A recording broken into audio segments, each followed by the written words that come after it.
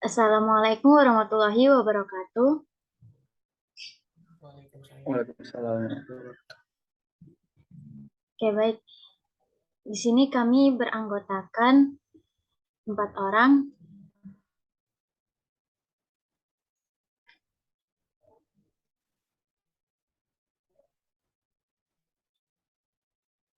Ya, di sini kami beranggotakan terdiri dari 4 orang. Yang pertama adalah Muhammad Rifal, kedua Arsyal Mainardi, 3 Merince Lumena Matius, keempat saya sendiri.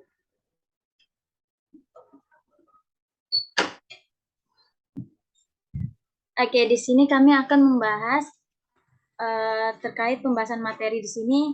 Yang pertama adalah pengertian hipotesis, kedua fungsi-fungsi hipotesis, ketiga ciri-ciri hipotesis, keempat langkah-langkah hipotesis, jenis-jenis hipotesis, dan terakhir adalah bentuk-bentuk hipotesis. Oke, langsung saja di sini saya akan membawakan materi mengenai pengertian hipotesis.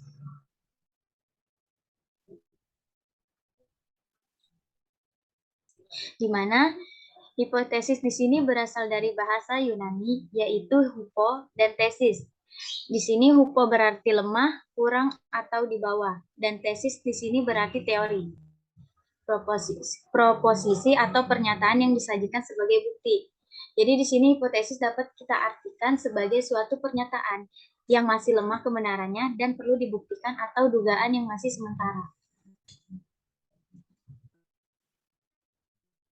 Adapun hipotesis di sini merupakan jawaban sementara terhadap rumusan masalah penelitian, di mana rumusan masalah penelitian di sini telah dinyatakan dalam bentuk kalimat pertanyaan.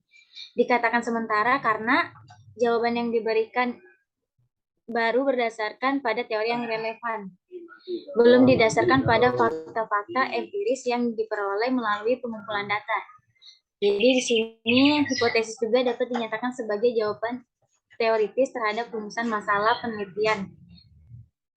Adapun hipotesis statistik yang merupakan suatu dugaan atau pernyataan mengenai satu atau lebih sebuah populasi dalam penelitian.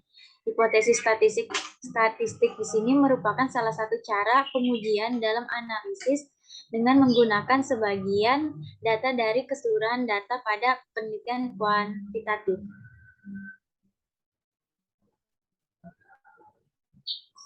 Selanjutnya akan dilanjutkan oleh materi selanjutnya. Fungsi-fungsi hipotesis. Yang pertama, memberikan penjelasan tentang gejala-gejala serta memudahkan perluasan pengetahuan dalam suatu bidang. Yang kedua, mengemukakan pernyataan tentang hubungan dua konsep yang secara langsung dapat diuji dalam penelitian. Yang ketiga, memberikan arah penelitian. Yang keempat, memberikan kerangka pada penyusunan kesimpulan penelitian. Adapun ciri-ciri hipotesis,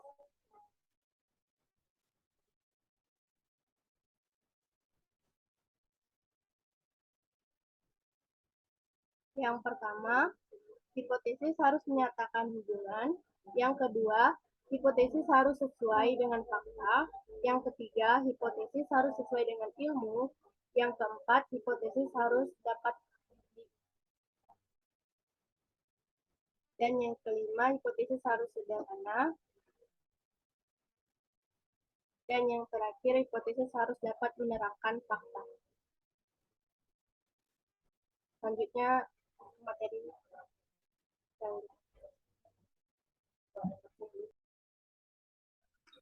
Oke, selanjutnya itu ada langkah-langkah hipotesis. Nah, dalam penentuan hipotesis, yang pertama, itu kita menentukan hipotesis 0 atau H0 dan hipotesis alternatifnya atau biasa di simbolnya HA. Kemudian yang kedua, itu menentukan taraf signifikasi disimbolkan dengan alfa. Kemudian selanjutnya memilih statistik uji yang sesuai. Kemudian selanjutnya menentukan kriteria keputusan.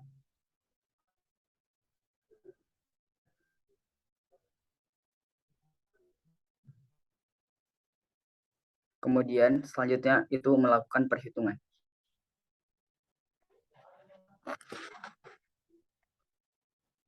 Dan yang terakhir, kita menarik sebuah kesimpulan.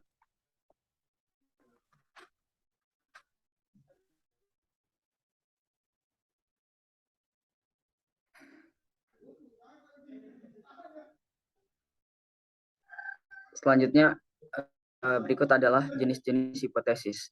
Nah, untuk jenis-jenis hipotesis sendiri, dalam statistika itu dibagi menjadi dua, yaitu yang pertama,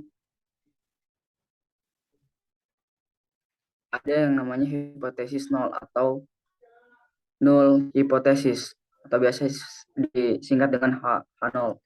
Hipotesis nol ini yaitu berupa pernyataan yang tidak ada perbedaan parameter atau karakteristik dalam populasi. Nah, pada hipotesis nol selalu mengandung data yang ada di tingkat populasi dan biasanya ditandai dengan tanda sama dengan.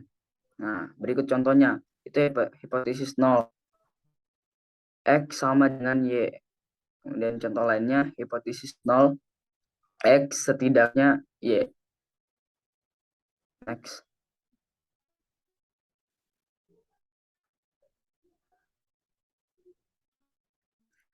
Nah, yang kedua ada hipotesis alternatif atau alternatif hipotesis. Nah, hipotesis ini yaitu berupa pernyataan yang bertentangan dengan hipotesis nol, di mana hipotesis alternatif itu bisa menunjukkan perbedaan dua kelompok dan juga menjelaskan hubungan antar variabelnya. Nah, berikut contohnya. Hipotesis alternatif X kurang dari Y. Kemudian X tidak sama dengan Y. Selanjutnya akan dijelaskan materi selanjutnya.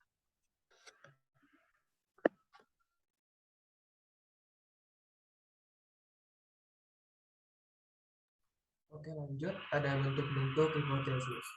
Bentuk-bentuk hipotesis penelitian sangat terkait dengan rumusan masalah penelitian. Bisa dilihat dari tingkat eksponensinya. Maka bentuk rumusan masalah penelitian ada tiga, yaitu yang pertama,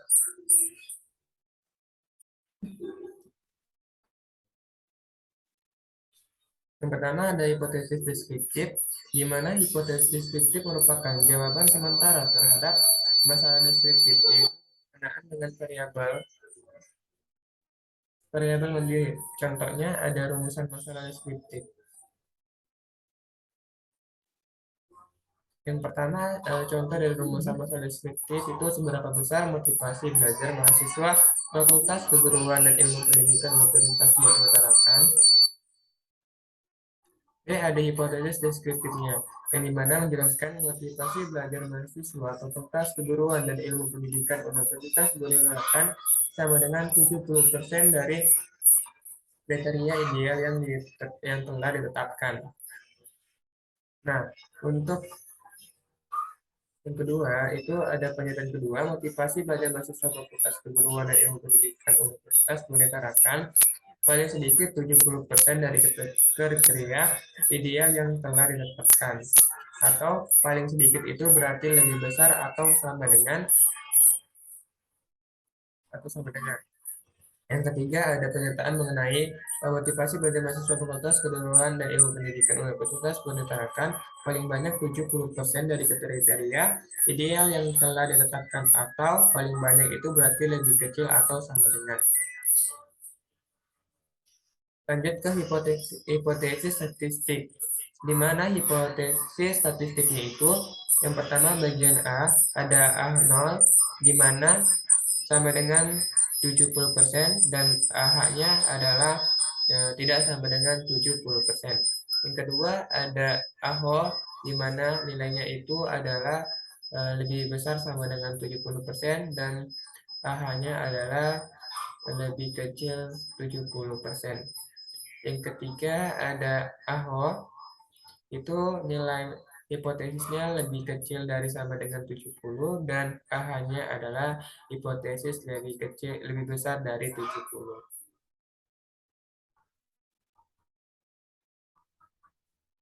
Lanjut ke bentuk hipotesis yang kedua. Ada hipotesis komparatif, di mana hipotesis komparatif merupakan jawaban sementara terhadap rumusan masalah komparatif. Pada rumusan ini, variabelnya sama tetapi populasi atau sampelnya yang berbeda, atau keadaan itu terjadi pada waktu yang berbeda. Di sini ada contohnya.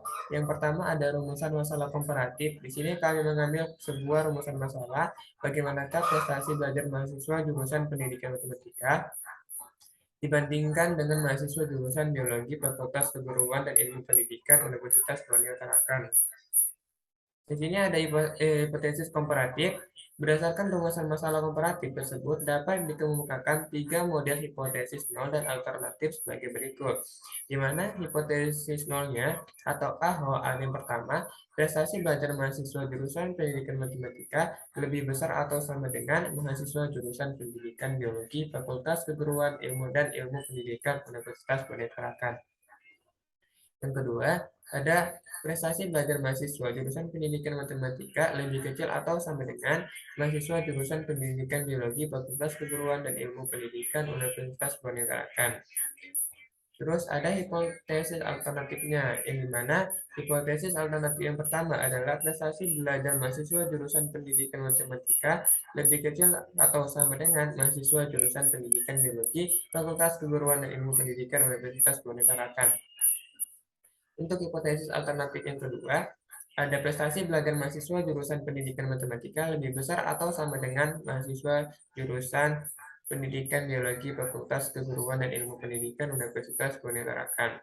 Di mana lanjut ke bagian ketiga adalah hipotesis statistiknya. Untuk artinya penyelesaiannya. Yang pertama dari permasalahan tersebut ada AHO atau hipotesis nolnya, di mana untuk hipotesis pertamanya itu lebih besar dari sama dengan hipotesis yang kedua. Terus untuk hipotesis alternatifnya, hipotesis pertama lebih kecil dari hipotesis kedua. Terus lanjut yang kedua ada hipotesis nolnya, itu di mana hipotesis nolnya, hipotesis pertama lebih lebih kecil dari sama dengan hipotesis kedua, dan hipotesis alternatifnya itu hipotesis satu lebih kecil dari hipotesis kedua. Oke, lanjut ke materi yang terakhir yaitu hipotesis asosiatif. Untuk hipotesis asosiatif, di mana itu adalah jawaban sementara terhadap rumusan masalah asosiatif, yaitu yang menyatakan hubungan antara dua variabel atau lebih. Contohnya di sini kami mencari sebuah rumusan masalah asosiatif. Adakah hubungan yang positif dan signifikan antara tingkat pendidikan orang tua dengan prestasi belajar siswa? Terus, adakah pengaruh kecemasan matematika terhadap hasil belajar siswa di sekolah? Nah, di sini kami mendapatkan hipotesis komparatifnya. Yang pertama, itu adalah hipotesis nol. Tidak ada hubungan yang positif dan signifikan antara tingkat pendidikan orang tua dengan prestasi belajar siswa. Hipotesis alternatifnya itu adalah ada hubungan yang positif dan signifikan antara tingkat pendidikan orang tua dengan prestasi belajar siswa. Nah, untuk yang kedua, ada hipotesis nolnya, tidak ada pengaruh kecemasan matematika terhadap hasil belajar siswa di sekolah. Terus lanjut ke hipotesis alternatifnya, ada pengaruh kecemasan matematika terhadap hasil belajar siswa di sekolah. Untuk bagian C-nya, hipotesis statistiknya. Yang pertama, untuk hipotesis nol itu di mana hipotesis komparatifnya itu sama dengan nol, dan hipotesis alternatifnya itu hipotesis tidak sama dengan nol. Lanjut yang kedua, itu H0-nya atau hipotesis nolnya.